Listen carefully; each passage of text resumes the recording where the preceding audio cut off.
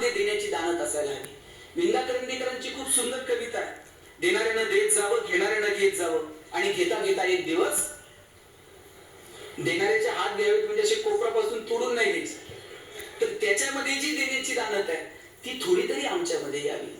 हिरव्या पिवळ्या डोंगरांकडून हिरवी पिवळी शाल घ्यावी, सह्याद्रीच्या कड्याकडून छातीसाठी ढाल घ्यावी, वेड्या पिशा ढगांकडून वेडे पिसे आकार घ्यावेत, मातीमधल्या प्रश्नासाठी पृथ्वीकडून हुंकार घ्यावेत, उसळलेल्या दर्याकडून पिसळलेली आयाळ घ्यावी, आणि शांत वाहणाऱ्या भीमेकडून तुकोबाची माळ घ्यावी.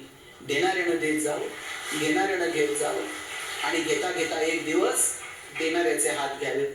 माझा दावा आहे, तुम्ही जेवढं समाजाला द्याल त्याच्या हजारो लाखो पटीनं हा निसर्ग तुम्हाला परत करत असतो. पण ती देण्याची दानत तुमच्यामध्ये असली पाहिजे. निसर्ग इतका समृद्ध, एक दाना पेरला तर त्याचे 1000 दाणे उगवतात. तुमचं उसनं ठेवायला निसर्ग इतका वेडा नाहीये. तुम्ही जेवढं द्याल समाजाला त्याच्या हजारो लाखो पटीनं हा निसर्ग तुम्हाला परत करतो. मी म्हणत नाही तुमच्याकडे आहे ते सगळं समाजाला वाटून टाका, पण ज्यांची बाग फुलून